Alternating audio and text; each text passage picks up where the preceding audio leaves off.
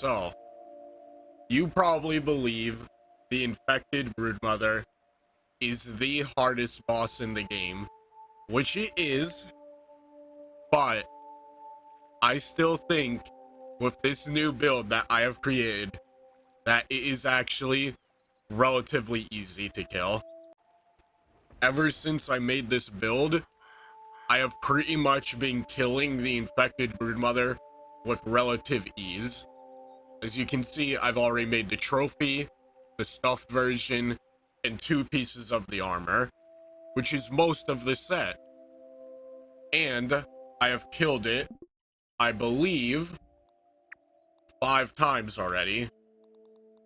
Yeah, 5 times.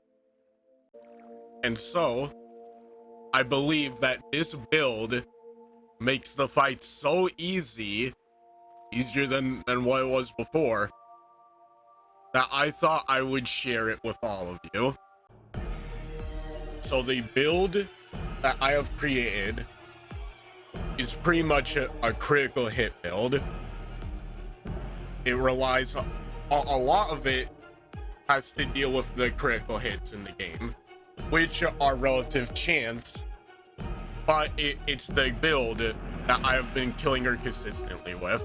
So for the armor, I use a full fire ant armor, and I went the bulky route with the upgrades, completely maxed it out. Everything's maxed out in the build, and I went bulky because I think the sleek effect of the fire ant armor is god-awful.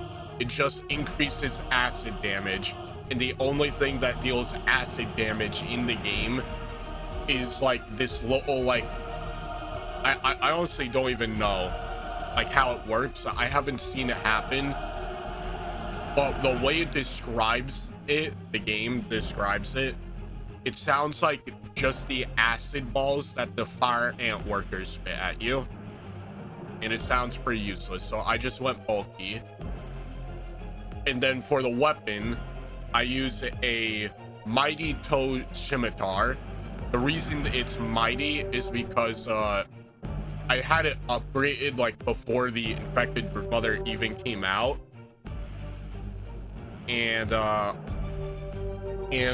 didn't really want to I didn't have the resources to pretty much make a new one and make it fresh, because that's the only thing the infected broodmother's weak to is fresh. And so I just used the mighty one, and it worked perfectly fine. The charm that I use is the fungal charm, which reduces explosive damage from all the bombs that she drops, and eventually the bomb that she does throw at you in the 3rd phase. It's the only item in the game besides the sleek effect gas mask, which I don't recommend using because it's pretty horrible, that grants explosive resistance. The problem with the fungal charm is it's a chance drop from harvesting the fungal that's all around like the haze area. So if you can't get the fungal charm, then I would like maybe just use the shield solidifier, because it might help with the build, or not the build, the strat. It might help with the strategy that I'm going to tell you that I use on phase 3. I also eat a spider slider, and then the shield I use is the ladybird shield. The spider slider being a food that you can eat, which increases critical hit chance. So I use Blade Master because Blade Master drops the broodmother's attack. And then I use Corporate Kickback, which pretty much after blocking an attack, there's a chance that you will gain lifesteal, and the lifesteal it grants you can literally heal you to full. Then I use Coup de Grace for the critical hit chance. Then I use Trapper Peeper to go with the Coup de Grace, which has Yoked Blows, which pretty much just increases critical hit damage. And then for my final perk, I use Shocking Dismissal, which is pretty much kind of the same as corporate kickback, except your next attack will have the little static effect that the little pinch whacker has, which will knock back the broodmother. So my trapper peepers only stage 1 out of 3 because it is very annoying to level up or even get the mutation at all, because the mutation evolves the gold cards, which are completely annoying to get because it's just complete luck and RNG if you get the gold card of a creature. So if you don't have Trapper Peeper or don't want to use it because it's not high enough, you don't think it will do good, then I will probably just use Parry Master, because for the first 2 phases of the fight, you are going to want to parry every attack. So the first 2 stages of the fight should honestly just be a cakewalk. I find them incredibly easy and fly right through them. Then you get to stage 3, and then this is where I'm going to tell you my winning strategy. We know that her like 7-hit combo or whatever the hell it is can move at the speed of light, and she will do it in like half a second. And it's pretty much impossible to parry every attack. So when she's doing her hyper speed combo, whatever you want to refer it to, I just straight up block the attack. That's why the shield solidifier might be a good alternative option if you don't have the fungal charm. During her 3rd phase, she still occasionally does her like regular like combo at normal speed, so I would try to parry all of those. But the light speed one, just like block it. Don't even attempt to parry it. I sometimes attempt to parry the last attack, because the last attack she always like usually takes like, she always backs up and takes a second to like attack.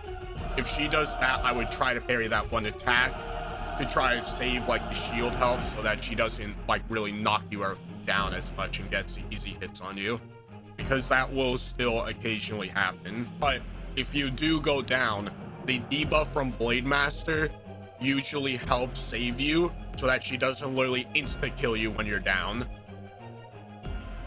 And then of course I would still try to parry all her one-off attacks.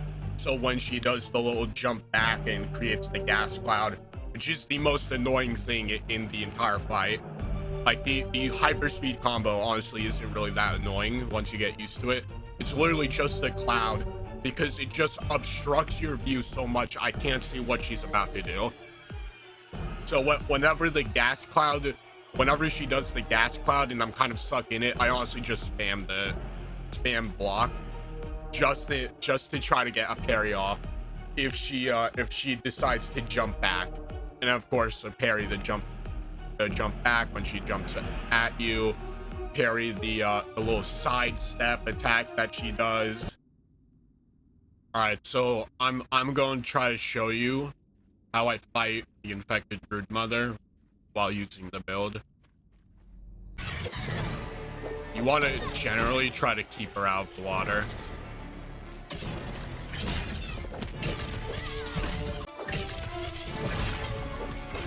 All right, already done with stage 1. Just in a minute, or just over a minute actually.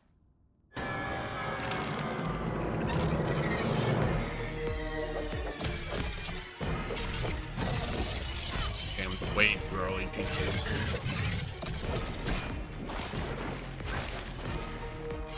Oh my god, I just barely saw her doing the jump. Way too early on my timing.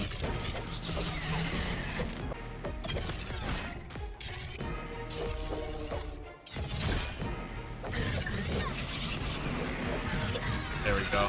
On to stage 3.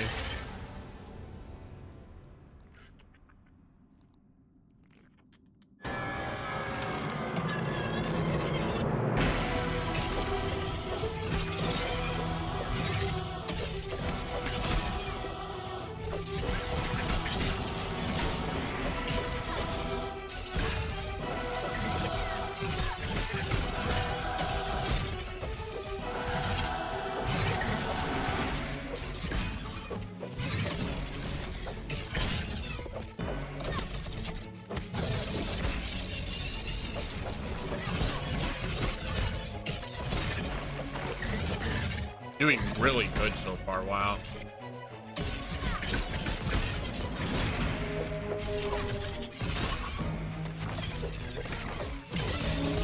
Of course, now she's just gonna constantly heal.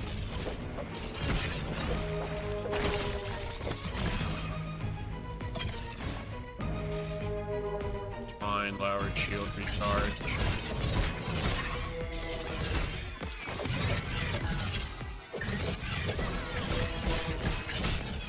Damn, one hitting.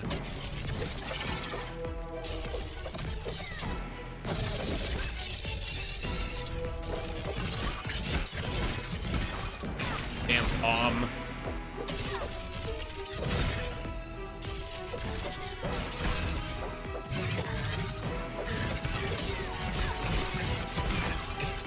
It's just like the lock screen, the healing prolonged the life for so long.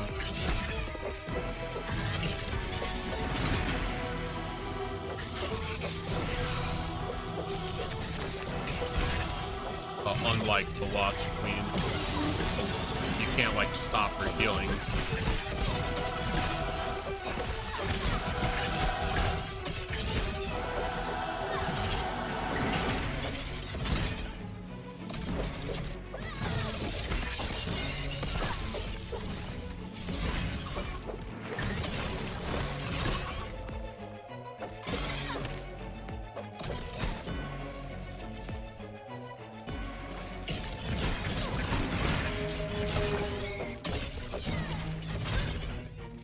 How did I not carry that?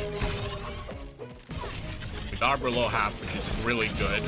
That is not good though, holy shit.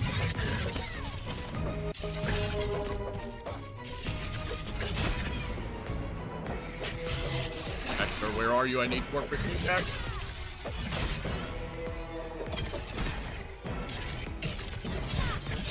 Jesus Christ, that was really bad.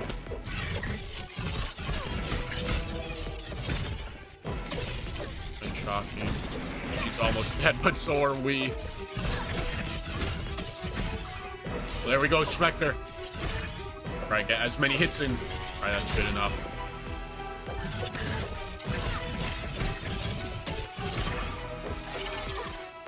And I think that's it. Yep, there we go.